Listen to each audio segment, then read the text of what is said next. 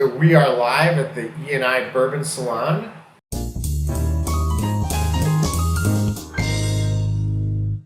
Welcome to my house. This is my neighbor. How you doing? Nick Wills. How you guys doing out there tonight? Yeah, baby. All right, back in the salon for episode 3. Different location. Yeah, in the basement this time. Trying some things out. Kitchen, outside. Now we're in the basement. You don't know where we're going to be at episode 4. Maybe you need to check it out. All right, so the last couple of podcasts, we have done some bourbon reviews on newer bottles that we've been hunting, finding, wanting to try with y'all. And now I think we wanted to talk about some bourbons that you can find on the shelf all the time. They're not going to break the bank, and that we both love. So we both selected what we would call a best bourbon under $40. Yeah, no bang for your buck. Best bang for your buck bourbon. So, me personally, I chose Old Granddad 114. I love this bourbon. I found it one time. It was at Benny's. I found it. It was just, I think it was like $25 I was able to get it. And I was just blown away. And I literally went back, I think the next day, bought like 3 more bottles. Nice. Because it was like, yo, I'm probably going to kill it. I'm probably going to drink a bottle a day. So Old Granddad, so this is a Beam Centauri product, but originally started from the Basil Hayden family. Really? The image is actually, I think, Raymond Hayden, who's like the great-grandson of Basil Hayden. Interesting fact about Basil Hayden and kind of the Kentucky Bourbon Revolution. Who's the father of bourbon? Not Elijah Craig. Most people would say it's Elijah Craig. And it's not Basil Hayden either, but he was definitely one of the early settlers that brought many families along with him. Okay. And then he went affectionately by Old Granddad, and so I think they named this bottle after him. Did not know that. I love it. And then I went with Benchmark. So Benchmark I did the full proof. So this is a Buffalo Trace product. This is their low rye mash bill. So other whiskeys like Buffalo Trace, Eagle Rare, E.H. Taylor, Stag Junior, all the same mash bill. A lot of people don't even realize that this is a Buffalo Trace product. You know, they're not thinking about it. Actually, when you look at it at first glance, it looks like, it throws you off, like, kind of looks like a Jack Daniels bottle. So it kind of throws you off a little bit. But I do think that's really good. I love it. So the Benchmark's 125 proof. Obviously, the Old Granddad 114 is 114 proof. One of the interesting things about Benchmark actually was originally a Seagram's product, and Buffalo Trace bought it in, I think, the late 80s, like 88, 89, and started distilling it at their own facilities. But, yeah, Old Granddad. Did I pour it a short one? No. I grabbed I'm still drinking my barrel proof rye. So here's the Old Granddad. We were sipping a little bit before this podcast started. So it might be a fun episode. Cheers. Cheers.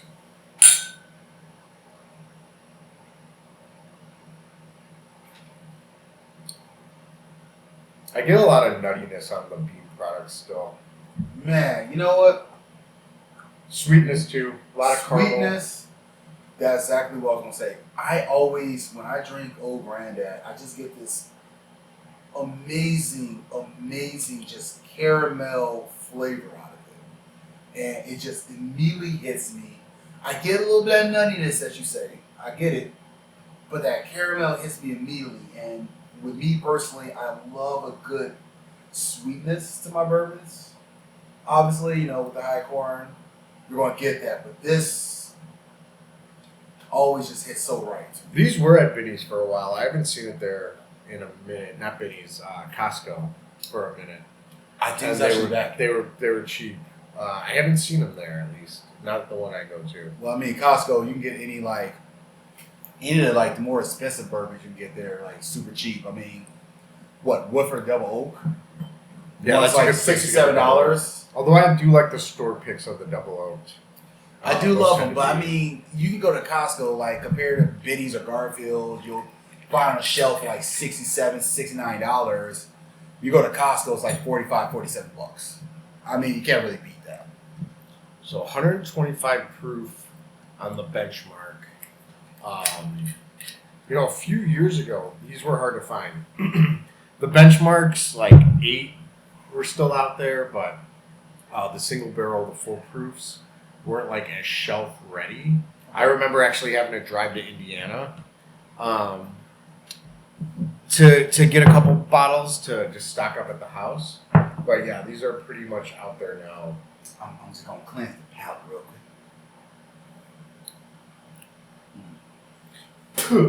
Oh, sorry. Which one's mine? Oh, you put mine. Yeah, that's yours. Oh, I hear the baby crying upstairs. He has a brand new baby, so congratulate that man in the comments. Turn the fan off too. We talked about that. Remember that. Once again, we were sipping before this. Do not judge us. You're gonna hear some feedback. Don't worry about it. I like the old granddad. Like my initial take after having a couple pours tonight and trying both of these back and forth, I do like the old granddad better. I think it has a sweeter note to it. Old granddad is better. This is falling a little flat on the finish for me. Honestly, you know what? I'm getting a very like cinnamon taste. Wait, it's great though. I'm actually kind of getting a lot of cinnamon. 125 proof. Do you taste that though, real quick? Do you taste that? Like I get like a cinnamon. Like big red gum. There we go, big red. Okay.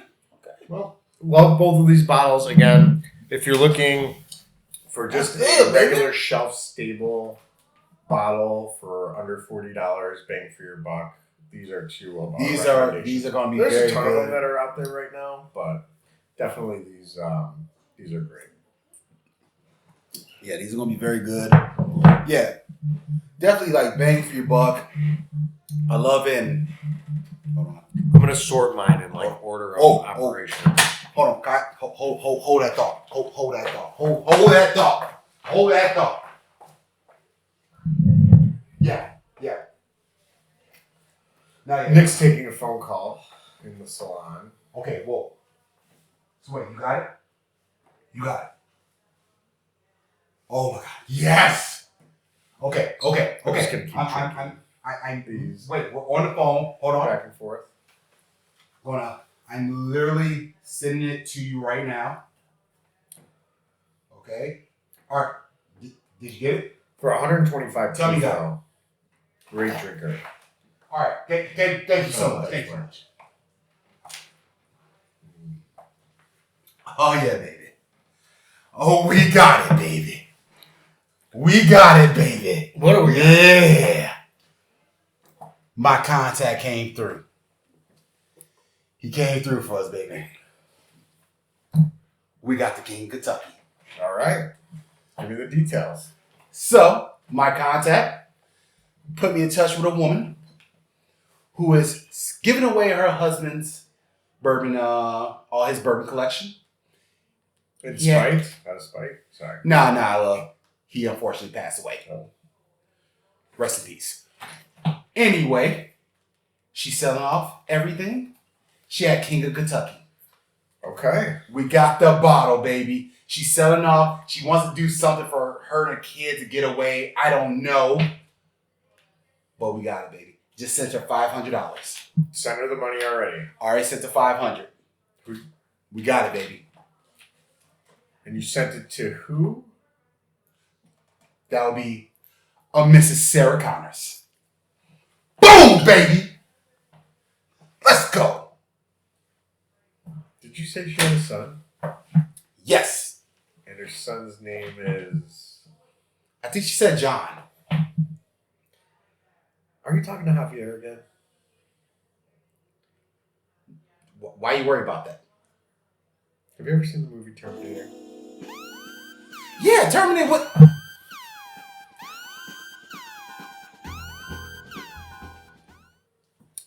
That was your $500, right? Damn it, Javier! Can we just move on, please? All right. Just move on.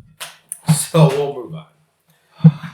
All right. So we had, I probably should have said this in the beginning too, but I am a little under the weather in the salon today. Got a little bit of hangover. And the reason is I was out with some friends last night. I have a buddy that had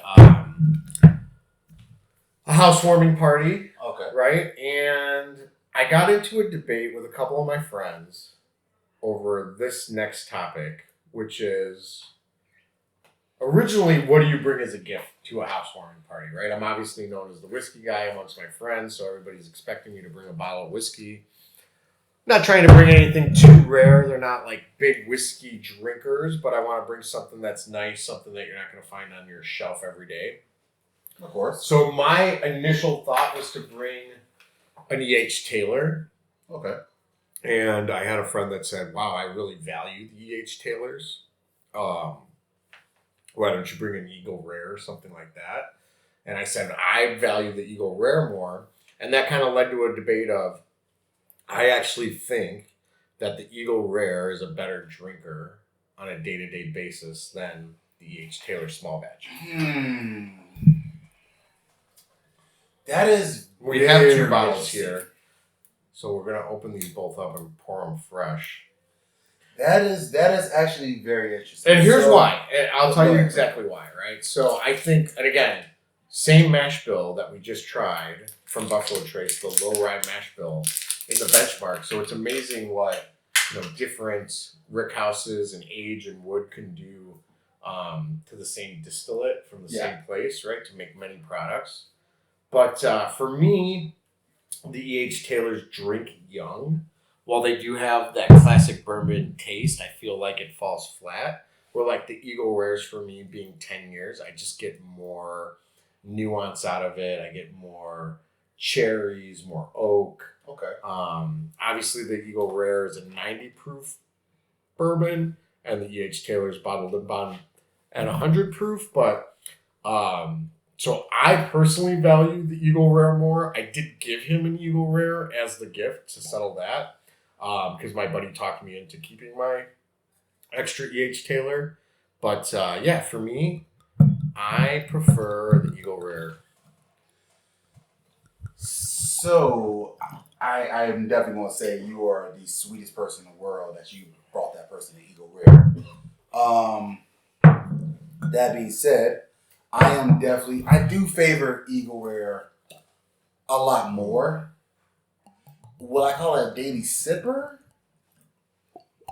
Yeah, actually, I think that would be my favorite daily sipper. Like if really, if you can get it for $45, that's where it should be priced at. Now you're not walking into any liquor store in the Chicagoland area and getting this bottle on a regular basis, but when you do find it, you should be finding it for around that price. I definitely do say if you can find an Eagle Rare, you pick it up. You gotta pick it up. But the same thing goes with E.H. Taylor. I mean, the E.H. Taylor is just so hard to get. They're always buys for me. Anytime I see an E.H. Taylor, like at a Binny's drop, I'm always picking that up if it's there and readily available behind the counter.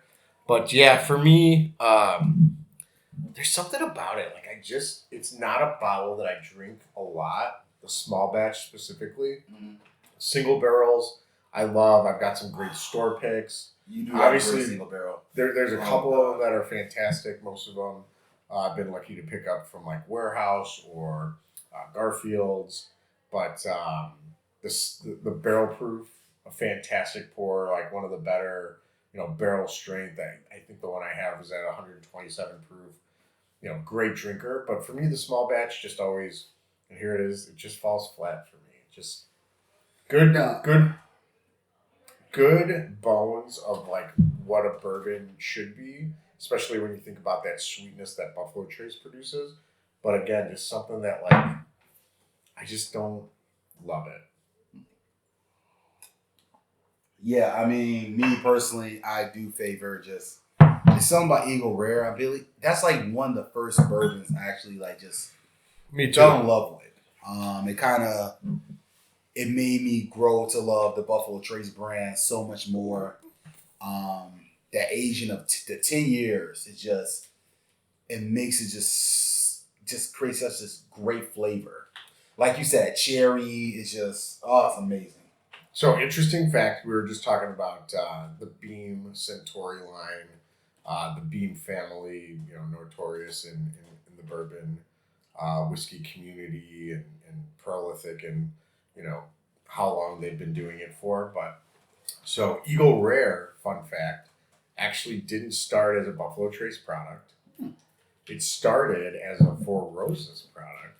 Really? And I believe that Charles Beam, the great grandson of Jim Beam, was the head distiller at the time, and the most popular bourbon was Wild Turkey 101. And so they were like, hey, we need a bird whiskey. And so they came up with Eagle Rare. And the original iteration of Eagle Rare was actually bottled at 101. And that's why when they released the Eagle 17, the BTAC version, it's actually bottled at 101 versus today's shelfer is at 90 proof. Now, I think you've heard, but like the newest thing with Eagle Rare, so it's a 10-year product. Yeah. But to say that you're 10 years in the bourbon whiskey world means that's the minimum age of a barrel. So you can have barrels that are older that are in that blend to make that flavor profile. So Eagle Rare is actually coming out with a 12-year. Have you heard of this? I've not actually heard of it. So they're coming out with a 12-year. It's going to be at 95 proof. It's going to be a little bit more expensive, about $15 from an MSRP standpoint. And that'll be, what they call a shelf stable product. We'll see how much actually gets released in the Chicagoland area.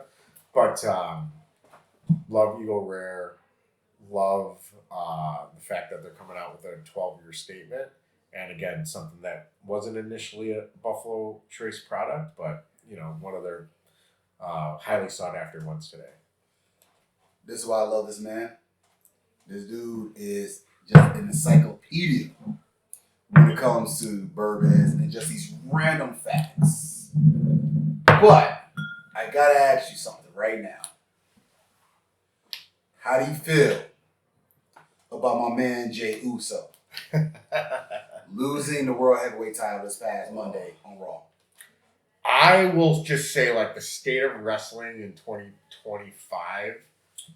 This is definitely a geeky segment. Now we down. Get the bourbon, baby. We ain't talking about bourbon no more.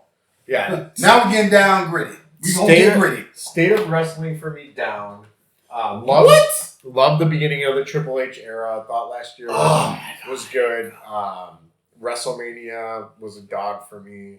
And it was pure wrestling. God. It was all wrestling. Yeah. We had pure wrestling. No. Okay, so Travis Scott was a pure wrestler. Is that pure wrestling? Okay, that was the gimmick. Okay. That was the gimmick. Okay, first of all, hold on. I'm tired of everybody coming at WWE at one point talking about how it doesn't have a lot of wrestling. It's all gimmicks. It's all promos. It's all promos. We finally get a pure wrestling show, other than that main event on night 2. But we get a pure wrestling show, and now it's like, oh, it wasn't that good. Oh, I don't like it. Come on. Yeah, I didn't like it, and I never liked Jey Uso, and so the whole fucking Yeet thing to me is just like out the window. 4 letters, 1 word. Yeah. Yeet. Come on, man. Yeah, so super glad he's not the champion anymore. I totally understand why they took it off of him. And so for me, it's like there's AEW's like non-existent. Like that product is absolutely unwatchable. I want to say, and I'm bored. I'm just bored with Raw. I'm bored with SmackDown. I'm bored with, I don't like the way they've. Although I think the Cena storyline has been fantastic. The execution has been poor. And so Look here. Flat. It's flat. It's as flat I will as that say H. flat. Taylor I just drank. I would definitely say it is.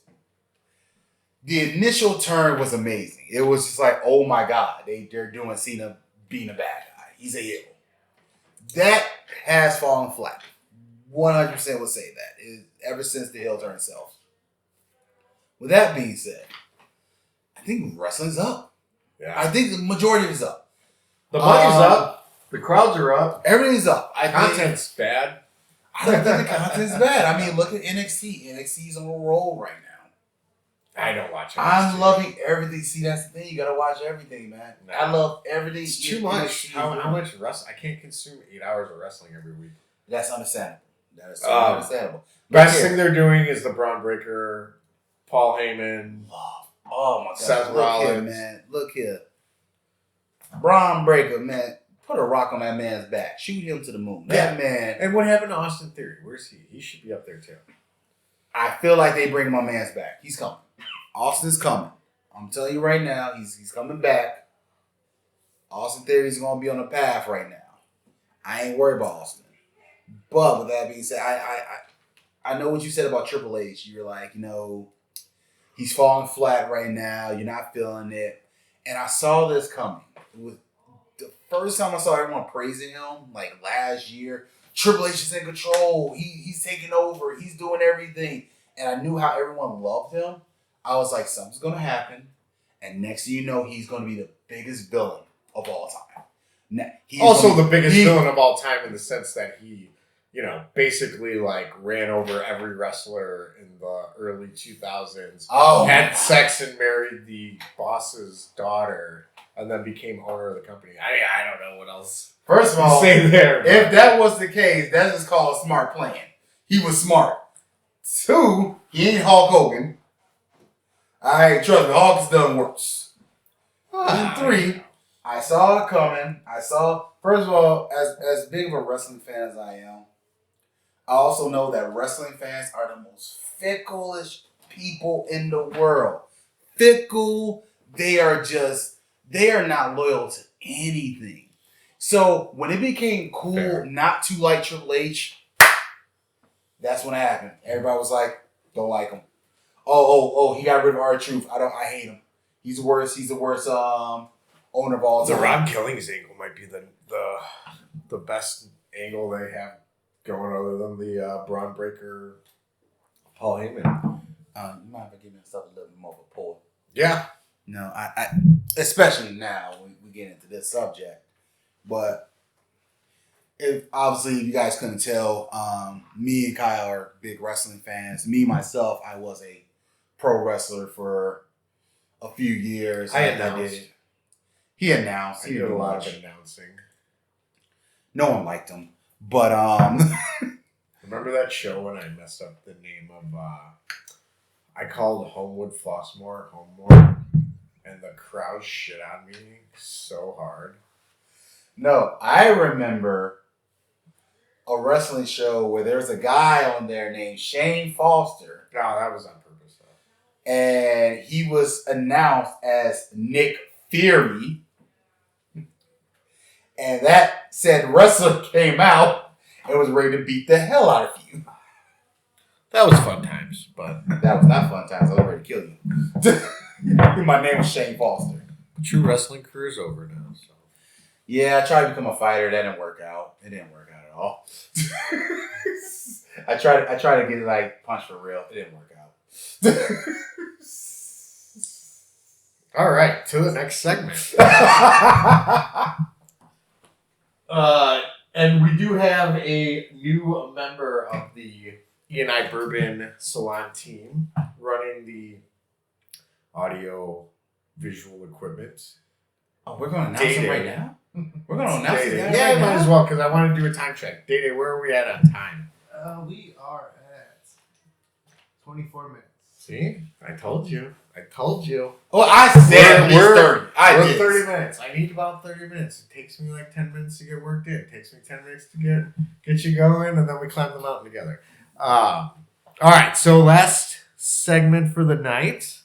You brought over this beautiful bottle. I've never had this before. Maybe you want to talk about it? Oh yes. So this comes from Blum Bros.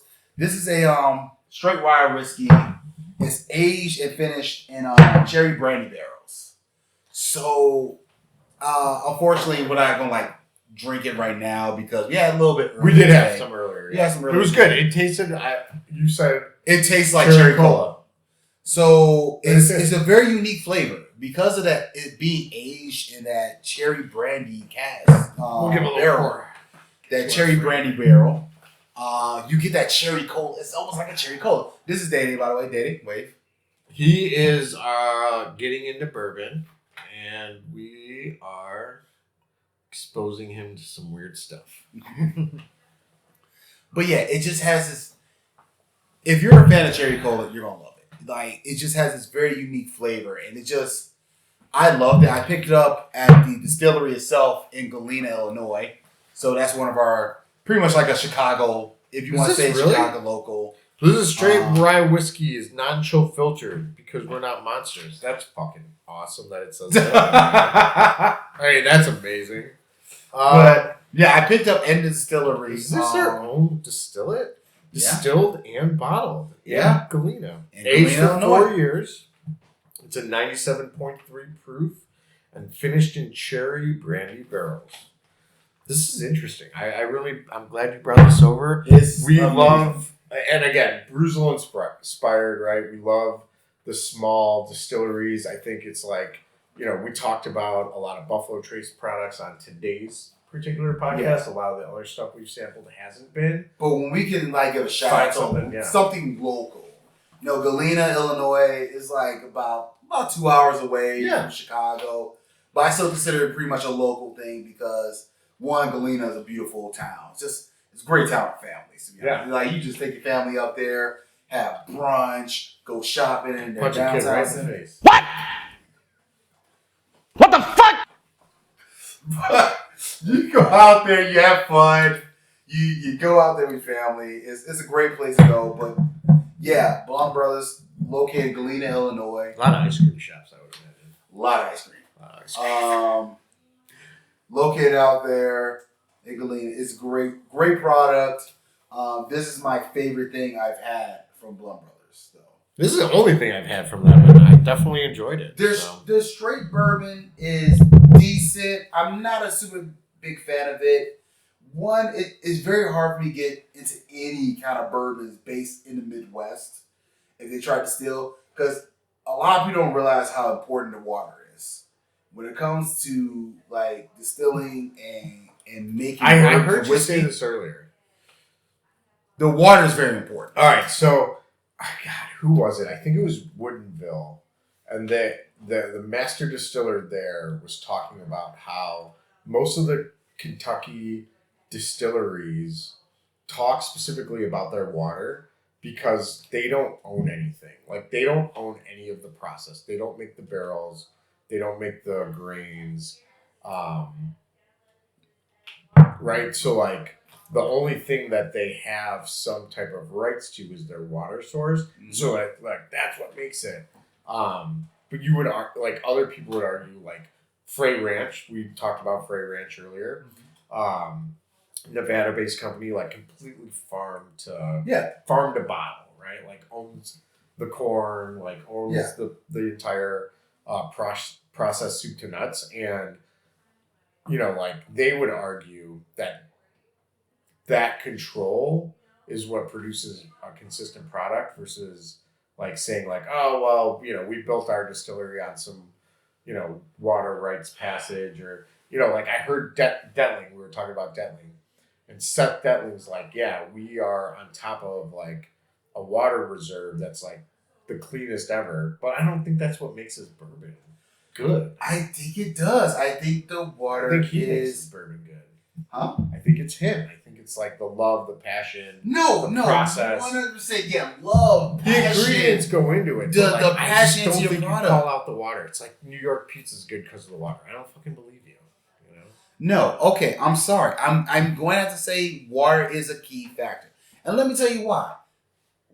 We have here in Illinois with Lake Michigan and everything. I don't care about water filtration. I don't care about the whole water It's the best filtration. tap I'm water. sorry. We have Whiskey Acres, I believe, is based out here. One of the worst whiskeys I've ever had. I in my did life. try their blue pop. I'm sorry. I'm not Not a big fan of I want to uplift the industry. I don't really want to shit on anyone. I don't want to call anyone out and say they're bad. But I'm not a fan of Whiskey Acres. It's just It's not to tastes your like flavor dirt. profile. It tastes like dirt. It's not to your flavor. Widow Jane, based in New York. Their water is horrible. For Yo, some but everybody reason, says New York water is great. That's why their water can make great pizza dough. Okay, yay! But it sucks in whiskey. I don't know. Just saying. Does that make sense to you? No, let's hear it. Let's hear it in the comments. Let us know. Does the water make a difference? All right, so let's grab the infinity barrel. Oh, yes. What are we doing? What are we doing with this beautiful thing that you brought over that we drink the We're majority gonna kill of? it, bro. We're gonna add it. All right, so we added last time, and again, my infinity bear bottle. I call it barrel. It's not. My infinity bottle is mostly Old Forester, but last week we added Barrel. We added the seagrass. Oh, So we're trying to add some seagrass. finished Oh. stuff to round out the harshness. And we did try this earlier. It was a We little did. better. It was actually. We want to let really it meld for a week or so together. I'm going to pour this. We are tracking this on only drams. So that Only is one of the drams, cool please. features. Please pick it up. It's so Oh, much. only It's so drams. worth it. I feel like I'm adding too much. I kind of want to drink a little bit of it too. Go ahead, buddy. Go ahead. Now, hold on. If there's a little sip left, go ahead. Just right here.